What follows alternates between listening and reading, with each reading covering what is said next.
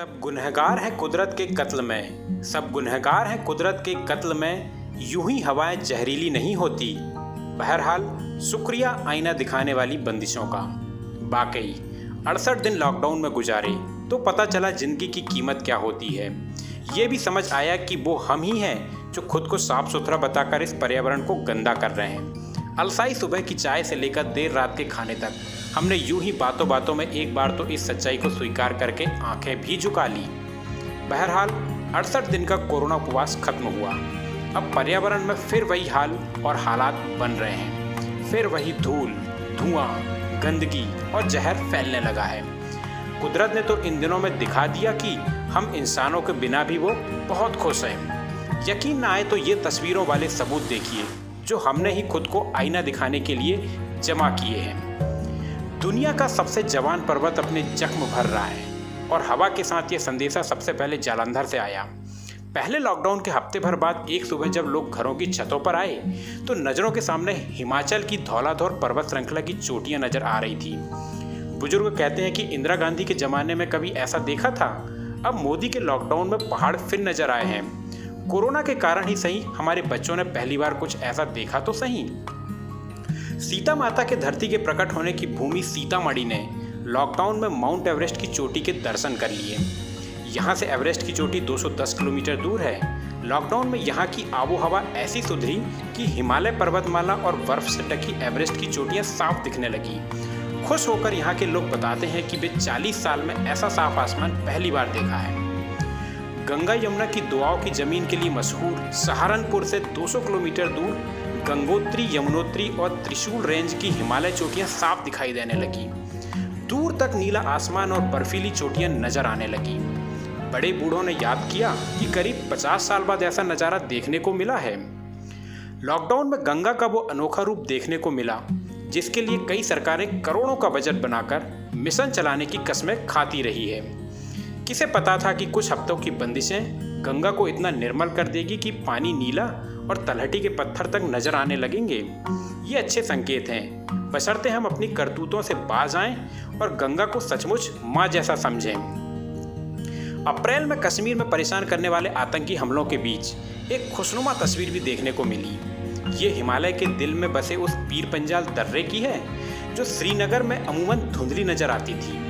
इस तस्वीर में कौमी एकता के रंग भी नजर आए। सबसे नीचे सफ़ेद पवित्र हजरत दरगाह, उसके पीछे हरियाला हरी पर्वत और सबसे पीछे श्वेत धवल पीर पंजाल ऐसे फैला नजर आया मानो श्रीनगर शहर इसका तकिया लगाए एक झपकी ले रहा हो। दिल्ली का सियासी नूर तो गजब का है, पर बात हवा पानी की आती है तो एक झटके में सारी चमक हवा हो जाती है। कुछ पुराने इलाकों को छोड़ दें तो पूरा राष्ट्रीय राजधानी क्षेत्र मानो कंक्रीट का तपता जंगल लगता है। हवा का तो रंग ऐसा है कि छू लें तो कालिक छोड़ दे। लेकिन लॉकडाउन में पहाड़ों से आई साफ हवा ने दिल्ली के आसमान से बदरंगी धुंध को जब हटाया तो इंडिया गेट भी मानो मुस्कुराने लगा। क्वींस नेकलेस की शक्ल वाले मरीन ड्राइव इलाके का मतलब है मुंबई के दिल तक जाती सड़क। यहाँ एक तरफ गाड़ियों का रेला चलता है तो साथ साथ अरब सागर बहता है। लॉकडाउन में सब ठहर गया। सारा शोर, सारी तेजी और भागम भाग पर लगाम लगी तो सागर ने खुद टटोला, मटमैलेपन का चोला उतार फेंका।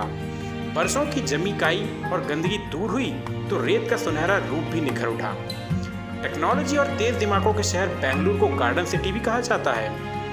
लॉकडाउन की बंदिशों में इस मेट्रो शहर ने फिर अपने नाम को सार्थक किया है। रास्तों पर नए जमाने के फूलों की बहारें दिखी और बगीचों में खूब हरियाली।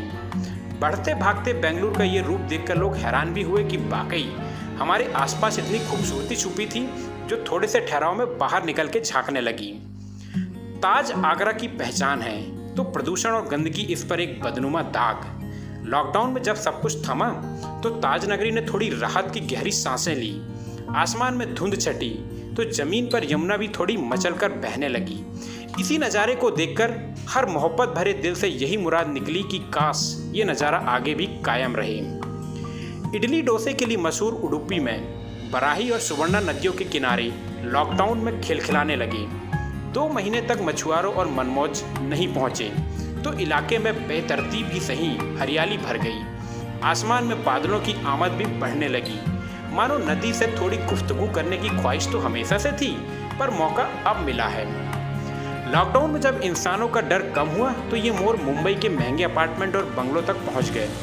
इन खूबसूरत मेहमानों को इंसानों ने तो नहीं बुलाया था, लेकिन कुदरत की तरफ से इशारा जरूर था कि जाओ देखो कि ये इंसान आखिर गायब कहाँ हो गए। अंग्रेजी की डॉल्फिन को हिंदी में सूस कहते हैं। कम ही लोग जानते हैं कि ये प्यारी सी मछली भारत का राष्ट्रीय जल जीव है। अप्रैल के आखिरी हफ्ते में मेरठ की मटमैली गंगा में जब डॉल्फिन गोते लगाती नजर आई तो लोगों ने इसे सौभाग्य कहा।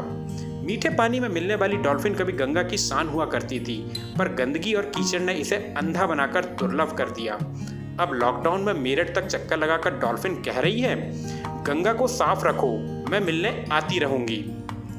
बंगाल के सुंदरबन और उड़ीसा की चिल्का झील में इरावती डॉल्फिन मिलती है। लॉकडाउन में मछुओं के जालों से आज़ादी मिली तो ऐसी ही डॉल्फिन हुगली नदी तक आ पहुंची, लेकिन दलदल में फंस गई। जब इसका उपचार करके पानी में दोबारा छोड़ा गया तो मानो जाते जाते हम इंसानों से कह गई है कि कुछ नेकी अभी भी बाकी है, इसे बढ़ाते रहना और बरकरार रखना। लॉकडाउन ने इंसानों को घरों में कैद किया तो जानवर बेखौफ होकर बस्तियां घूमने लगे। ऐसी ही यात्राएं पानी के जीवों ने भी की और उन्हीं में से एक कहानियां सुर्खियां बनी। नेपाल की राप्ती नदी में छोड़ा गया एक घड़ियाल लॉकडाउन के 61 दिनों तक 1100 किलोमीटर का सफर तय करके भारत की गंडक, गंगा, फरक्का और हुगली नदी में घूम आया। आखिर में जब बंगाल की नदियां इलाके में पकड़ा गया तो पूरी कहानी सामने आ गई। मुंबई से सटे नबी मुंबई में अरब सागर के बैक वाटर की मेहरबानी से खाड़ियां और छोटी नदियां जिंदा हैं। हर साल की तरह इस बार भी अप्रैल में यहाँ राजहंसों के नाम से मशहूर गुलाबी फ्लेमिंगो आए तो मानो पानी का रंग गुलाबी हो गया।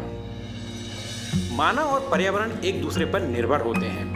पर्यावरण जैसे जलवायु प्रदूषण या वृक्षों का कम होना मानव शरीर और स्वास्थ्य पर सीधा असर डालता है।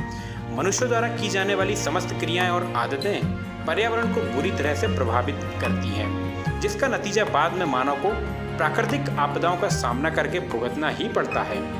आज हमें सबसे ज़्यादा ज़रूरत है पर्यावरण संकट के मुद्दे पर आम जनता को जागरूक करने की।